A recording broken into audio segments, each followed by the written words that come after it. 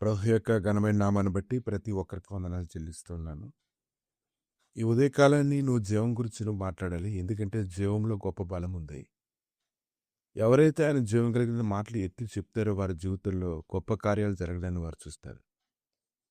చిక్కులు పెట్టేటువంటి ప్రతి దురాత్మ శక్తుల ప్రభావం నుంచి వారు విడిపించబడతారు. వారు స్వేచ్ఛగా నడుస్తూ ఉంటారు, గింతులు వేస్తూ ఉంటారు, పరిగెడుతూ ఉంటారు. 2 సమూయేలు 22:17 ఉన్నత స్థలముల నుండి చేయి చాపి ఆయన నన్ను పట్టుకొని మహా జలరాశుల్లో నుండి తీశాను. నువ్వు అగాధంలో మునిగిపోయినప్పటికీ కూడా అక్కడ కూడా దేవుడు నీకు మెట్లు కలుగు చేయవాడు. నువ్వు చక్కగా నడుచుకుని వచ్చేలాగా చేయడానికి ఆయన శక్తిమంతుడే ఉన్నాడు. 2 సమూయేలు 22:1 నుంచి కొన్ని వచనాలు ధ్యానిస్తూ ఉన్నప్పుడు సౌలు చేతిలో నుండి తన శత్రువులందరి చేతుల నుండి తప్పించినటువంటి దినాన దావీదు దేవుని ఎంతగానో స్తుతించడాన్ని మనం చూస్తున్నాం. ఆయన చెప్తూ ఉన్నాడు, యెహోవా నా శైలము, నా కోట, నా రక్షకుడు, నా దుర్గము, నేను ఆయనను ఆశ్రయించుదును, నా కేడము, నా రక్షణ శృంగము, నా ఉన్నత దుర్గము, నా ఆశ్రయస్థానము, ఆయనే నాకు రక్షకుడు, బలాత్కారుల నుండి నన్ను రక్షించేవాడు నీవే. కీర్తనీయుడైన యెహోవాకు నేను మొరపెట్టి నా శత్రువుల చేతుల నుండి ఆయనను రక్షించెను. మృత్యుయ కలలు నన్ను చుట్టుకొనగను, వరద పొర్ల వలె భక్తిహీనులు నన్ను మీదకి వచ్చినను నేను బెదిరించగను, పాతాల పాశములను అరికట్టగను, మరణపు ఉరులు నన్ను ఆవరించగను. నా శ్రమలో నేను యెహోవాకు మొరపెట్టి నా దేవునికి ప్రార్థన చేస్తాను. ఆయన తన ఆలయంలో ఆలకించి నా ప్రార్థన అంగీకరించను, నా మొర ఆయన చెవులలో చొచ్చెను. అప్పుడు భూమి కంపించెదరెను, పరమండలపు పునాదులు వణికిన ఆయన కోపింపగా అవి కంపించెను. ఆయన నాసికారంధ్రములో నుండి పొగ పుట్టెను, ఆయన నోట నుండి అగ్ని వచ్చి దహించెను, నిప్పు కణములను రాజు పెట్టెను. మేఘములను వంచి ఆయన వచ్చెను, ఆయన పాదముల కింద గాఢాంధకారం కమ్మి ఉండెను. కెరూబు మీద ఎక్కి ఆయన ఎగిరి వచ్చెను, గాలి రెక్కల మీద ప్రత్యక్షమాయెను.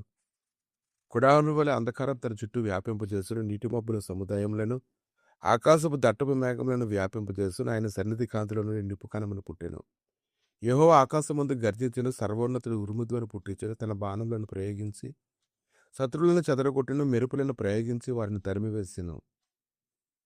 యెహోవా గద్దింపునకును తన నాసికారంధ్రములో శ్వాసము వడిగా విడువగా ఆయన గద్దింపునకును ప్రవాహముల అడుగు భాగములు కనబడెను, భూమి పునాదులు బయలుపడెను. ఉన్నత స్థలముల నుండి చేయి చాపి ఆయన నన్ను పట్టుకుని మహా జలరాశుల నుండి తీసెను.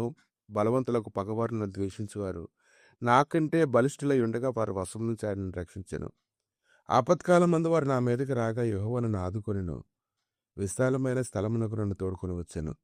నేను ఆయనకి ఇష్టడు గనుక ఆయన నన్ను తప్పించాను.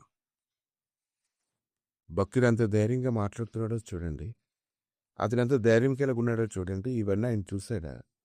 ఆయన యొక్క ప్రత్యక్షత ఆయన ఆనుకుంది. ఆ ప్రత్యక్షతను బట్టి అతను మాట్లాడుతూ ఉన్నారు. నా నీతిని బట్టి నాకు ఆయన ప్రతిఫలం ఇచ్చి, నా నిర్దోషతను బట్టి నాకు ప్రతిఫలం ఇచ్చాను. యెహోవా మార్గములను నేను అనుసరించున్నాను. భక్తిహీనుడినై నా దేవుని విడిచిన వాడును కాను. ఆ న్యాయ విధులన్నింటినీ లక్ష్య పెట్టుచున్నాను. ఆయన కట్టడలను త్రోసివేసిన వాడును కాను. ఇంకా ధ్యానిస్తూ ఉంటే, యెహోవా నీవు నాకు దీపమై ఉన్నావు, యెహోవా చీకటి నాకు వెలుగుగా చేయను. నీ సహాయం చేత నేను సైన్యములను జయింతును, నా దేవుని సహాయం వల్ల నేను ప్రాకారములను దాటుదును.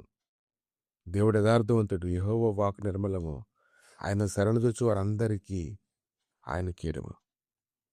ఆయన తప్ప ఇంకెవరున్నారు నాకు అని అతను మాట్లాడుతూ ఉన్నాడు. ఈ ఉదయకాలాన్ని నువ్వు అగాధంలో మునిగిపోయినప్పటికీ ఆయన నిచ్చెన వేసి అగాధంలో నుంచి బయటికి ఈడ్చుకొని రావడానికి ఆయన శక్తిమంతుడే ఉన్నాడు. కనుక ఈ లేఖనాలన్నింటినీ అలా ధ్యానిస్తూనే ఉండు. దావీదు నాకు సహాయం చేసినటువంటి దేవుడు ఈరోజు ఖచ్చితంగా నీకు సహాయం చేసి మరణపు టురుల్లో నుంచి బయటికి లాగి జీవంతో నింపి ఆయన బలపరిచి కృపచూపును గాక. ఆమేన్. ప్రభా, నీ సన్నిధి అంతా ప్రభా ఈ యొక్క లేఖనాల నుంచి ప్రతి ఒక్కరిని కమ్ముకున్నట్లుగా సహాయం దయచేసి గొప్ప మహిమతో నింపి నడిపించి మహిమ పొందమని యేసుక్రీస్తు నామములు అడిగి వేడుకుంటున్నాము తండ్రి. ఆమేన్.